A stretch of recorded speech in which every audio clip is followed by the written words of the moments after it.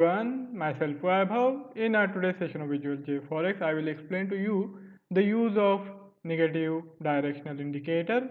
This is a momentum indicator using which we can build automated trading systems on the platform, and then we can run this on our JForex platform, and that will take the burden away from us, and it will be also more disciplined and objective while taking the trading decision. So we will see how we can deploy this indicator block to design and develop the automated setup.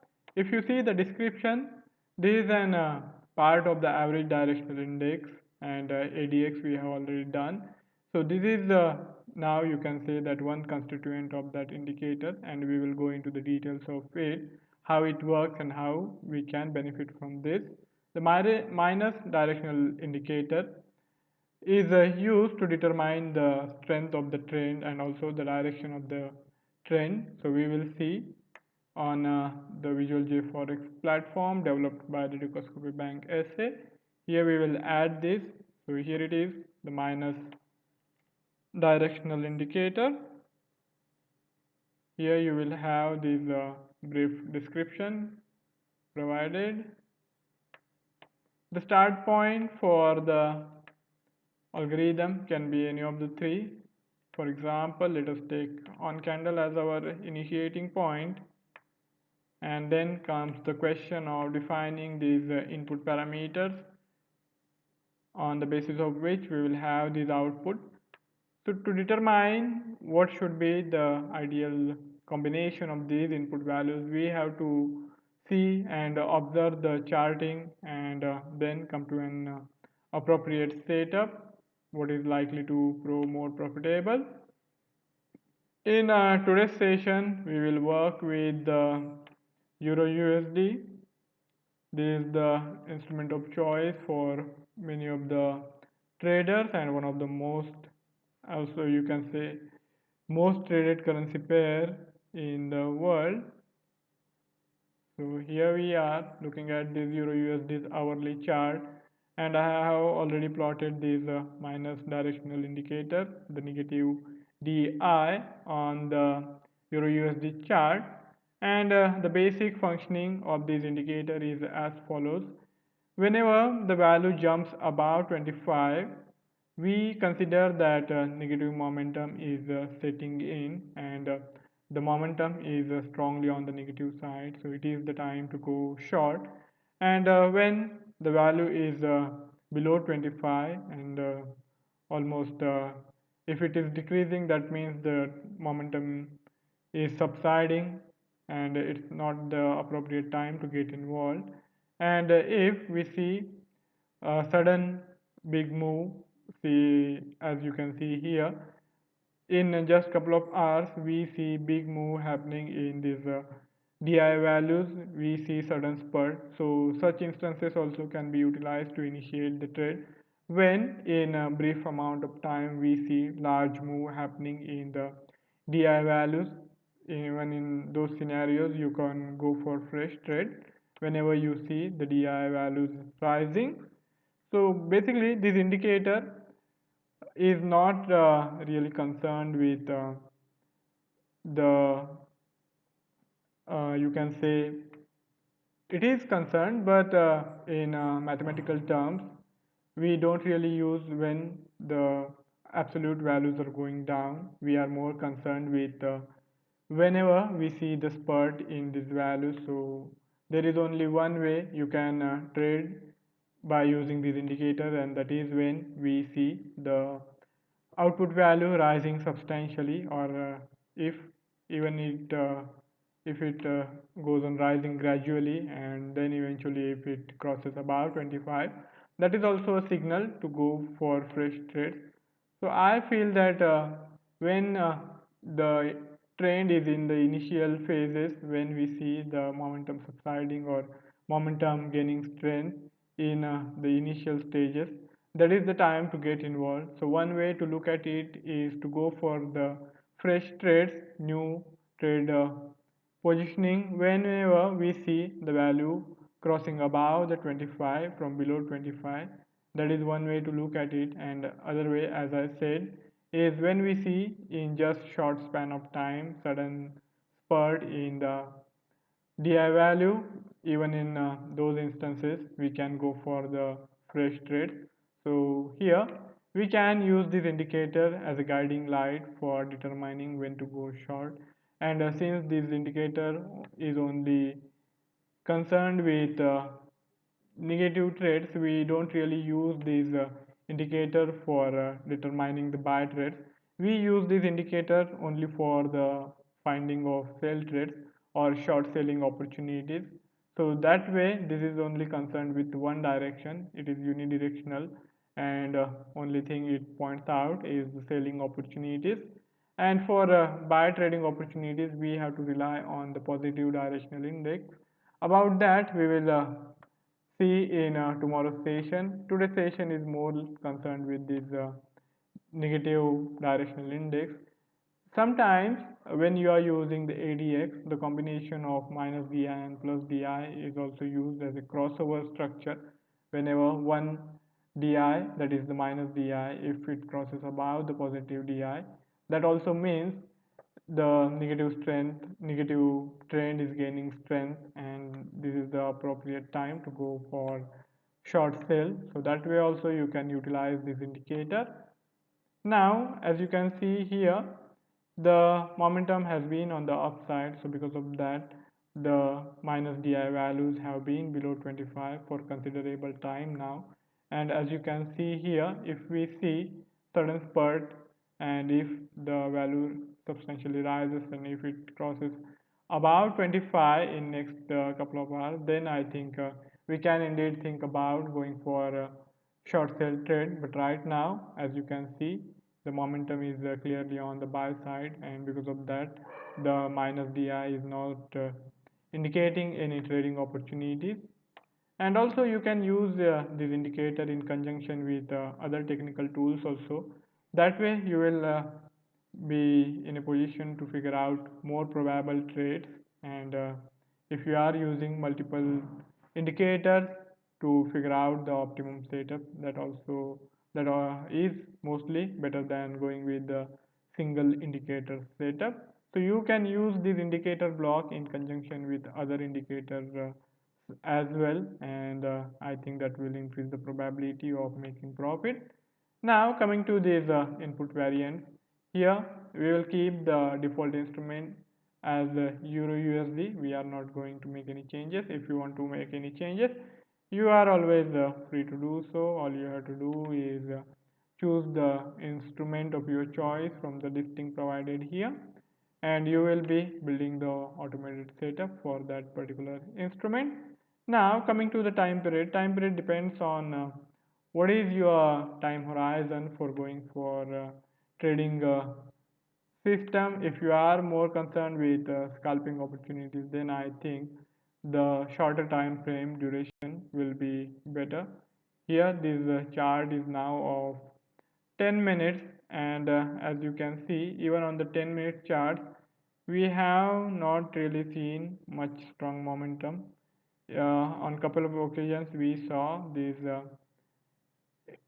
minus DI value rising about 25, but then again it went below 25. Here there is a spurt, and even now though there has been a big move, we still have value of minus DI which is 20, which is below 25.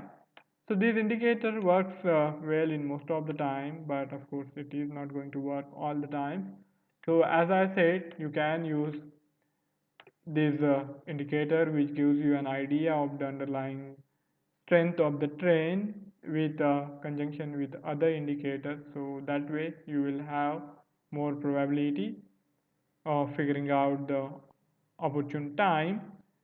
And as I said, what is the time period you want to work with is also going to depend on what kind of trading setup you want. If you want the scalping setup, you can use the lower time frames like this 5, 10, 15 minutes.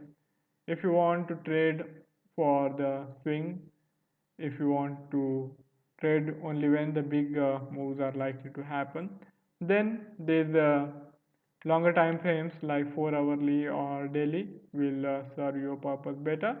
So that's how you choose this time horizon to go for any particular trade. If we keep it a half an hour, suppose if we use the half an hour time frame, even on the half an hour time frame we haven't really seen the spike about 25. Only here we had this spike about 25 around 18 GMT on 10th of September. After that, the negative trend hasn't really been strong, and since bulls have been having the day in sunshine, the bears are are on the sidelines and they are not really participating here. And unless and until we see strong moves, we won't really see the minus DI rising above 25. So that is one way to look at it and go for fresh trading opportunities whenever you see substantial spike happening in the minus DI values. But of course, no setup, as I would like to remind again and again, is foolproof. You will always have the trades which will end in loss. So in such instances, what you can do is to go with the appropriate stop loss. The stop loss shouldn't be too wide or too sharp. It has to be decided after intensive testing and the optimum value. So for example, in today's session, we keep the time period of 30 minutes.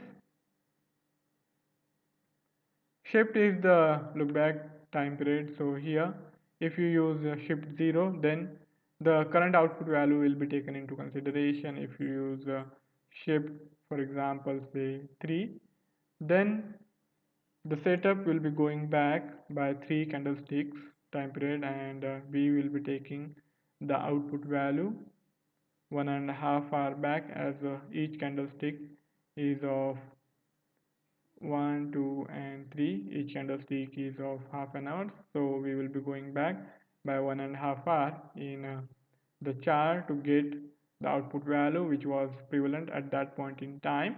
You can use these values which were there on the chart at different point in time to do the comparison to see what is really happening, whether the minus DI values are rising or whether the minus DI values are going down, whether the prior value was below 25 or whether it was above 25.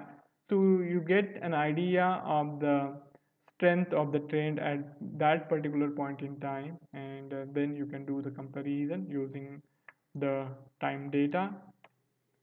Time period is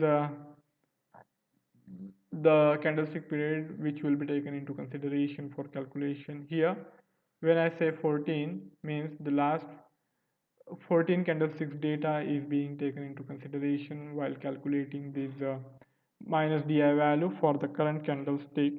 So here if we change this parameter, you will see the difference in the output value. If we enlarge this to include more candlesticks, then we will have more smoother minus di values. So here now this minus di is being calculated on the 21 candlestick period. So here we have the different output value. If we again change it and we increase it further, you will have different setup. So here, as you can see, we haven't really seen the DI value cross above 25 as for quite a considerable amount of time now. The trend has been on the bullish side, and prior to that, we indeed had this bearish momentum in place till 9th of September, and in those times we did have this value about 25 as the underlying instrument was trading in the bearish territory. So this is how you use the indicator, the negative directional indicator to figure out what is the appropriate time to get involved for any trade. And you can use these output values in multiple ways. If you simply want to do the comparison, all you have to do is take any if block, put in the output value, and you define the second parameter. If you simply want to say do the comparison whether the value is above 25 or below 25, you can do that. All you have to do is take this flow. If the output, that is the negative di value, is greater, then go for the trade. So all you have to do is join this flow to the next subsequent block, and it will be taken as the condition. If you use this less than, then whenever the value is below 25, the initiation will happen. So that's how you can use these output values for doing the comparison. Then coming to this calculation, whether it is on the bid side or on the ask side, has also implications for the output value, and there will always be minor difference because the spread is there in the ask side and the bid side. So because of that, you see minor difference. Coming to the applied price also I will try to explain to you. I don't really know if the JForex platform supports or not. I don't think it supports. But on the Visual JForex platform, it is indeed supported. And now this minus DI value is being calculated by taking into consideration the closing value of this candlestick. But on the Visual JForex platform, you can use high value or low value or the opening value. So either way, you can have different input parameters, and depending on that, you will have minor differences in the output value for this indicated block. I hope you have been able to understand the use of this minus DI, and you will use this to design your own setup. Of course, you will have to do pretty much experimentation to see what kind of combination will work for you and will bring in the profit. And of course, you will also need to do the extensive testing before you can really run it on the live account. So that's it from my side for today's session. If any of you have any query or any idea to share, you can write it in the comment section, and I would be more than happy to take the discussion forward. And see you tomorrow. Goodbye.